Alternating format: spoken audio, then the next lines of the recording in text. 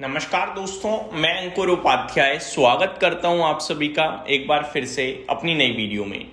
जब सब कुछ सही होने लगता है ना तो कुछ अचानक से बड़ा नेगेटिव हो जाता है। वही हुआ है आज हमारे भारतीय बाजार में। देखो, बाजार गिरा है, गिरावट बढ़ी है, लेकिन ये गिरावट एक पर्टिकुलर क्षेत्र से आई हुई है। ये परेशानी एक पर्टिकुलर क्षेत्र के लिए है, ना कि पूरे बाजार के लिए। तो अगर आपका स्टॉक आईटी क्षेत्र के बियॉन्ड है, आईटी क्षेत्र से हटकर है, तो आपका शेयर हो सकता है आज बाजार के प्रेशर में थोड़ा बहुत लाल हो गया हो, लेकिन आपको बिल्कुल परेशान नहीं होना है।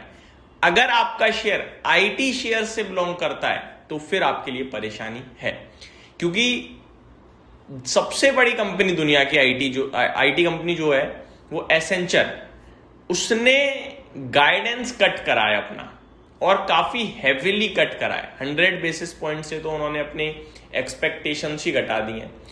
उन्होंने बुकिंग्स की भी एक्सपेक्टेशंस कम कर दी हैं। डील बुकिंग की पहले जो मिडल सिंगल डिजिट में थी, अब वो लोअर सिंगल डिजिट में उन्होंने एक्सपेक्टेशन जता दी है। जिसके बाद एसेंचर का खुद का शेयर, जब मैंने कल रात आप सभी के साथ शेयर किया था, तो करीब 16-17% नीचे था। अभी फाइनली कितना नीचे है मैंने चेक नहीं करा है, लेकिन काफी हैवी गिरावट है, इतना मैं आप सभी के साथ कह सकता हूं। आज के सेशन में बाजार निफ्टी पे 174 पॉइंट्स नीचे ट्रेड कर रहा है इस समय, और 24,000 के नीचे। 24,000 के नीचे आने का ये बिल्कुल भी मतलब नहीं है कि निफ्टी ने लेवल तोड़ दिए हैं और नीचे जाने को तैयार है, नहीं। ये प्रेशर है, और आईटी स्टॉक्स में वेटेज है भाई। मैंने कल भी आपके साथ रात में डिस्कस किया था कि देखो, आईटी का ना बहुत हैवी वेटेज है निफ्टी में।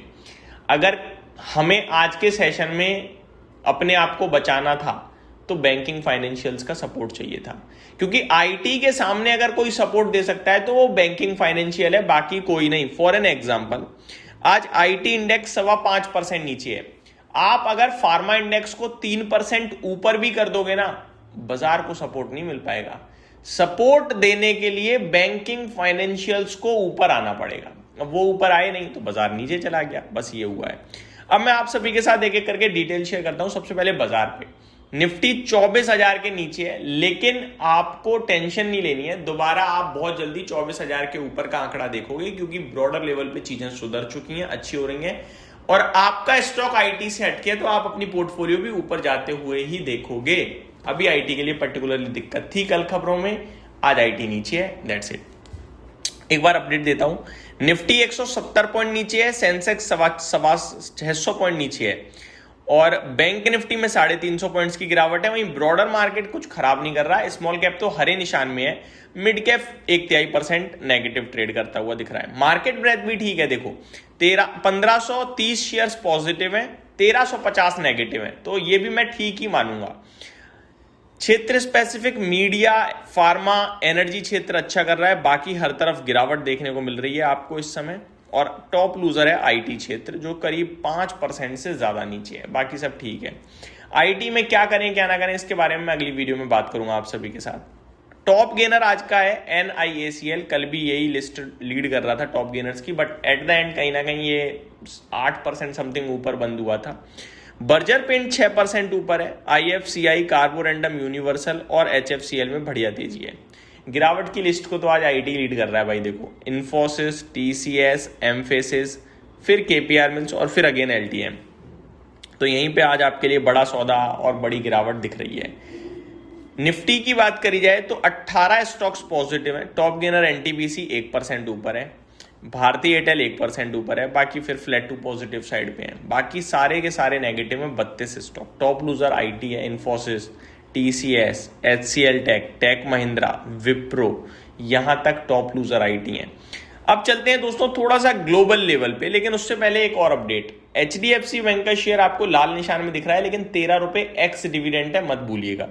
पॉलीकैब में 47 रुपए है, टाटा मोटर पैसेंजर व्हीकल्स में 3 रुपए, HDFC लाइफ इंश्योरेंस में 2 रुपए 10 पैसे, टोरेंट पावर में 5 रुपए, टाटा कॉम में 17 रुपए 50 पैसे, AWL एग्री बिजनेस में 1 रुपए, इंडिया मार्ट इंटरमेश 30 रुपए, कोरोना रेमेडीज में 10 रुपए, सैनोफी कंज्यूमर 75 रुपए, इंडिया शेल्टर फाइनेंस 10 रुपए, राघव प्रोडक्टिविटी 1 रुपए। इस तरीके के शेयर्स हैं जो आज एक्स डिविडेंड ट्रेड करते हुए दिख रहे हैं। ये तो गई आपके लिए इंडियन मार्केट की बात। अब चलते हैं थोड़ा सा ग्लोबल फ्रंट पे। सबसे पहले बात करना चाहूंगा ग्लोबल में कच्चा तेल। कच्चा तेल कल $78 के भी नीचे फिसला था, अभी $79.6 प्रति बैरल है। कल वापस से रिबाउंड आ गया था थोड़ा, बट ये रेंज है। अब ये आप सोचो कि घटता ही चला जाए, खत्म थोड़ी हो जाएगा, है ना। तो रेंज है अब ये। अब आप $100 से 80 आ गए, आपने सोचा भी नहीं होगा इतनी जल्दी ये सब होगा, लेकिन ठीक है, अभी भी कोई दिक्कत नहीं है, ये न्यूट्रल है। अब सब चीजें सारी हो चुकी हैं। लेकिन गोल्ड सिल्वर में काफी तेज गिरावट है हॉकिश फेड सिग्नल के बाद। डॉलर में भी थोड़ी स्ट्रेंथ आ रही है, जिसकी वजह से आप देखो सिल्वर में आज 3.5% की गिरावट है कॉमेक्स पे, और गोल्ड करीब 2% नीचे ट्रेड करता हुआ दिख रहा है इस समय। तो परेशानी तो डेफिनेटली दिख रही है। क्रिप्टो मार्केट भी पीछे नहीं है, ये भी परेशान है। ये 65-66 हजार चला गया था बिटकॉइन, अभी वापस से आप देखो 62,500 है।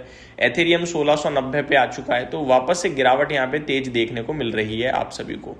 बात करें अगर अमेरिका के बाजार की, तो कल अमेरिका के बाजार में अच्छा एक्शन था। स्पेशली आप देखें तो नेस्डैक इंडेक्स में करीब 500 पॉइंट ऊपर गया है, 2% की तेजी, वो भी तब जब एसेंचर क्रैश हुआ है।